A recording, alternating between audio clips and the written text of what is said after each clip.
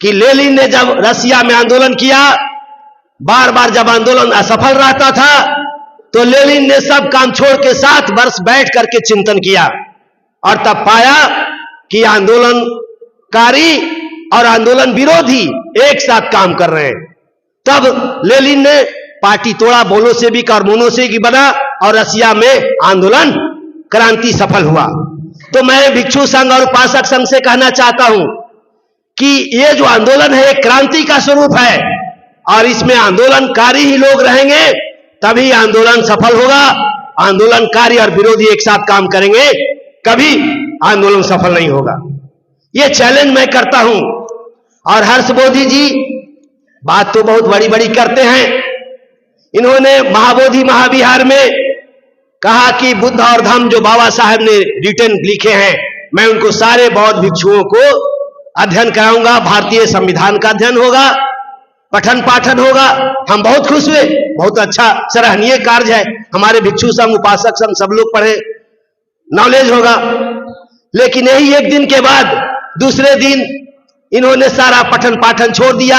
एक दिन भाषणबाजी किए और दूसरे दिन नागपुर का नितिन गडकरी जो ब्राह्मण है, आरएसएस का आदमी है, बीजेपी का आदमी है, उसको बुलाकर महाबोधि महाविहार में हर्ष बोधि ने भव्य स्वागत भिक्षुओं से करवाया। वाह रे बांध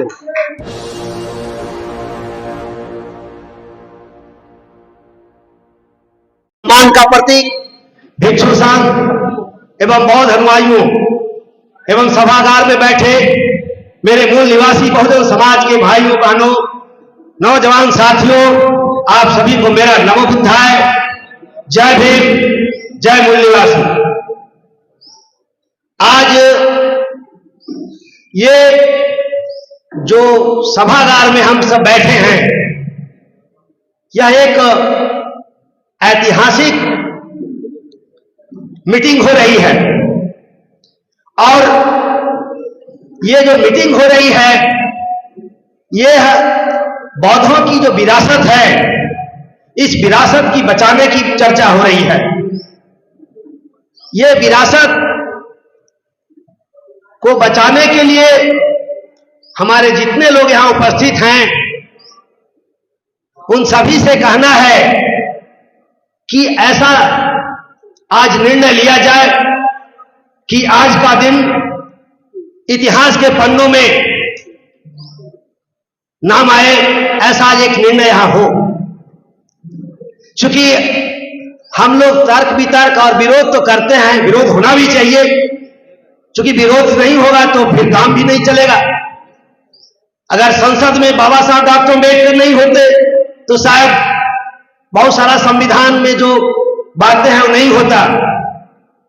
तो जो ये सबसे पहली सवाल है कि आर्टिकल 49 एक्ट क्या है, ये कहां बना, किसने बनाया, ये जानने की जरूरत है। ये आर्टिकल 49 एक्ट बोध गया महाबोधि महाविहार में नहीं बना, ये संसद में नेहरू, गांधी एंड कंपनी लोगों ने बनाया। तो मैं बहुजन समाज के बुद्धिजीवी साथियों और उपासकों से कहना चाहता हूं, आप संसद में क्यों नहीं जाते? आप लोगों को क्यों ताकत नहीं है? आप संसद में क्यों नहीं जीत के जाते? अपने लोगों को संसद में क्यों नहीं भेज रहे? विधानसभाओं में क्यों नहीं भेज रहे? ये बहुत बड़ी सवाल है। हर्ष बोधि जी हमारे बहुत प्रिय साथी हैं, बहुत अच्छा आवाज उठाते हैं। मेरा इनसे कोई पर्सनली विरोध नहीं है, लेकिन मैं एक चीज कहना चाहता हूं कि भिक्षु का संघ ही नहीं है। भिक्षु संघ पहले, हम भिक्षु जो बड़े बड़े, अभी झगड़ा हुआ इस बात को कि पहले बड़े भिक्षु और छोटे भिक्षु, ये भी गलत है। जो बड़े भिक्षु हैं सब मिल करके भिक्षु संघ का एक बढ़िया निर्माण किया जाए। अभी पिलर जिसका मजबूत है तो भूकंप में भी नहीं गिर सकता। भिक्षु संघ का जो हेड है प्रज्ञादीप, जो भूमिहार ब्राह्मण बैठा है। एक मिनट सर, अभी आपने कहा अपना विचार शांति से रखो, मैं कोई गलत बात नहीं बोला। तो जो स्तंभ ही आपका गड़बड़ है, भिक्षु संघ का जो हेड, जो डीलिंग करने वाला है, पूरे बोध गया के सारे मोनिस्ट्रियों को हेड डीलिंग करने वाला प्रज्ञानी भूमिहाल बैठा है। बनाने वाले इन लोग सारे बहुत बड़े बड़े बौद्ध भिक्षु। आप अपने भाइयों को आप क्यों नहीं बनते ऑल इंडिया भिक्षु संघ का सेक्रेटरी? आप क्यों नहीं अध्यक्ष बनते? आप लोगों ने एक तरफ बात करते हैं, ब्राह्मणवाद को भगाने की बात करते हैं, आप दूसरी तरफ ब्राह्मण को मेन उसका हेड ऑफ डिपार्टमेंट बनाते हैं। मेरा हर्ष मोदी जी से कोई झगड़ा नहीं है, लेकिन मैं एक बात कहना चाहता हूं, लेनिन जब आंदोलन किया रसिया में तो हमेशा उसका आंदोलन सफल रहा। उसी तरह से ये आंदोलन बहुत वर्षों से चल रहा है और असफल हो रहा है। इसका कारण क्या है? कभी आप लोगों ने इस पर चिंतन किया? नहीं।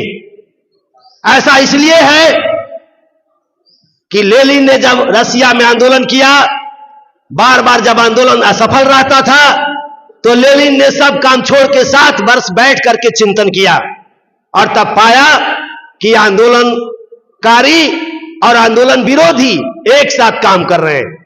तब लेनिन ने पार्टी तोड़ा, बोलो से भी और मोनो से भी बना और रसिया में आंदोलन क्रांति सफल हुआ। तो मैं भिक्षु संघ और उपासक संघ से कहना चाहता हूं कि ये जो आंदोलन है एक क्रांति का स्वरूप है और इसमें आंदोलनकारी ही लोग रहेंगे तभी आंदोलन सफल होगा।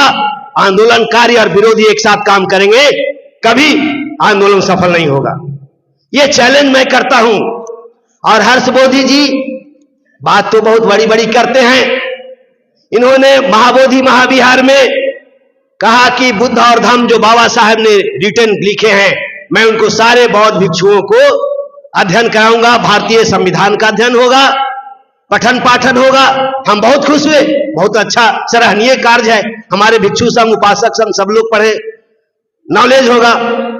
लेकिन यही एक दिन के बाद दूसरे दिन इन्होंने सारा पठन पाठन छोड़ दिया। एक दिन भाषणबाजी किए और दूसरे दिन नागपुर का नितिन गडकरी जो ब्राह्मण है, आरएसएस का आदमी है, बीजेपी का आदमी है, उसको बुलाकर महाबोधि महाविहार में हर्ष मोदी ने भव्य स्वागत भिक्षुओं से करवाया। वाह रे बांध। तो मैं ये चाहता हूं कि ऐसा काम ना हो। अगर हमारे बड़े भाई हैं, आपने ऐसा किया तो उसको सुधारे। छोटा मैं भाई हूं आपका, अगर कोई गलती कहा तो माफ कीजिएगा, लेकिन मैं अपने बड़े भाई, अगर मेरा बड़ा भाई दारू पी के इधर उधर घूमेगा तो छोटा भाई का कर्तव्य है उसको सुधारने का। तो ये आंदोलन 3 तरह से सफल होगा। बहुत चिंतन करने की बात है। आंदोलन आज चिंतन किया जाए, ये आंदोलन 3 तरह से सफल होगा। पहला आंदोलन, जो आंदोलनकारी रोड पर बैठे हैं उनको करने दीजिए। दूसरा आंदोलन, हमारे हर्ष मोदी जी और हमारे प्रियपाल बौद्ध भिक्षु ने कहा कि एक्ट जो बाबा साहब डॉक्टर अंबेडकर ने संविधान बनाए उसके अंदर अभी लोग कर रहे हैं। मैं एक बहुत सीनियर एडवोकेट से बात किया कि सर, और एक मंत्री भी है, उनसे मैंने कहा लोकसभा में कि सर ये बताइए कि जब 1949 एक्ट बना और संविधान मेरा 50 में लागू हुआ तो 1949 तो अपने आप खत्म हो गया। बोले हाँ बिल्कुल। तो हम कि क्यों बेईमान आदमी इसको चला रहा है, क्यों चला रहा है इसको? कहते भंते जी, इसको रद्द करवाना पड़ता है। विधानसभा में इसको प्रस्ताव रख करके इसको रद्द करवाना होगा, तभी ये रद्द होगा। तो एक मिनट, तो आंदोलन 3 तरह से सफल हो सकता है। पहला, रोड पर भी लड़ने के लिए तैयार हो। दूसरा, हर्ष मोदी जी के अनुसार और प्रियपाल बौद्ध भिक्षु के अनुसार ये न्यायालय में भी, सुप्रीम कोर्ट में भी केस किया जाए। और तीसरा, मैं समझता हूं ये बिहार में जो विधानसभा की मामला है, मैंने शपथ लिया है कि इस बार आगामी जो तत्काल विधानसभा है उसमें 243 विधानसभा पर मैं हर विधानसभा में एक बौद्ध भिक्षु चाहे उपासक को चुनाव लड़ाऊंगा और विधानसभा में जाकर के वहीं पे होगा जो होगा। जो ऐसा मैंने कल मेरा सोच पैदा हुआ और मैं पूरा बिहार की धरती पर हर विधानसभा में घूम घूम कर उम्मीदवार का चयन करेंगे और पूरा मुस्तैदी के साथ बौद्धों के उम्मीदवार खड़ा करेंगे जो ईमानदार हो, सच्चा हो, पारदर्शी हो, ऐसे लोगों को खड़ा करके ये आंदोलन सफल करेंगे। तो ये 3 तरह से आंदोलन किया जाए और एक आज कोर कमेटी बनाया जाए, कोर कमेटी बनाया जाए, आज कोर कमेटी बनाया जाए। आकाश लामा जी के आंदोलन में पटना में हम लोगों ने बढ़ चढ़ के भाग लिया। एक मिनट, थोड़ा सा मैं उनको विरोध नहीं कर रहा हूं, वो नहीं बोलना, बस खत्म हो गया। तो मैंने कहा कि कोर कमेटी गठन किया जाए, उन लोगों ने नहीं किया। और मैंने जब लेखा जोखा मांगा तो कहा कि भंते जी गोली चल जाएगा। अरे छोड़िए, ये बहुत सारी बातें हैं, तो बस आप खत्म करता हूं। तो ये सारी बातें हैं और इसको बहुत ही गंभीरता पूर्वक इस पर विचार विमर्श करते हुए आज कोर कमेटी का गठन होना चाहिए और 3 तरह से आंदोलन होना चाहिए। इन्हीं शब्दों के साथ सभी को नमो बुद्धाय, जय भीम, जय संविधान, जय मूल निवासी। कसम है जवानी का जागो जवानों, कसम है जवानी का जागो जवानों, जरा गर्व से सर ऊपर उठाकर चलना तो सीखो। चलाया है तीर जो जालिम हम पर, वही तीर उस जालिम पर चलाना सीखो। तो धन्यवाद।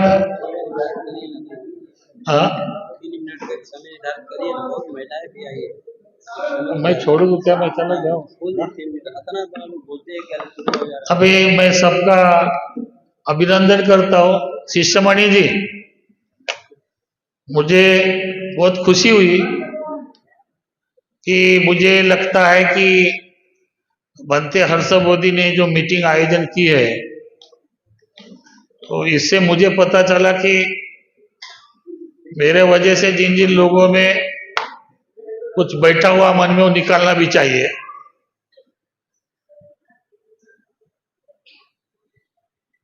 क्या कहूं, किसको कहूं?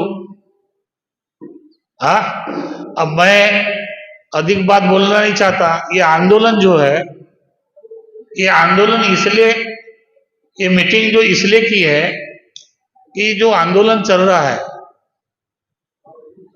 उनके संदर्भ में, उसके समर्थन में चर्चा है, या मेरी व्यक्तिगत भड़ास निकालना है तो कमरे में निकालो। हाँ, वैसे जो भी कुछ मेरा गलत है तो आप मुझे अकेले में बोलो। विरोध होना चाहिए, विरोध 2 प्रकार का होता है। अब गलत होता है उसका विरोध होना चाहिए, और वह एक ऐसा विरोध है कि विरोध किया, विरोध करने के लिए विरोध हो रहा है। आप अब चिंतन मनन कीजिए। मैं बोधगया में भी हूँ, मैं बोधगया में रहने वाला हूँ। डब्लू भी भंते जानते, अशोक भी भंते जानते, सब भंते जी जानते, और सारे मोनास्ट्री के भी भंते जानते हमको। हम बोलना नहीं चाहते, हमने इसलिए ये आंदोलन किया है, चर्चा की कि इस विषय पर चर्चा हो, इस विषय पर चर्चा हो और 2 मिनट का टाइम हो। आप भाषणबाजी ना करें, ये विषय पर चर्चा हो, भाषणबाजी ना करें। और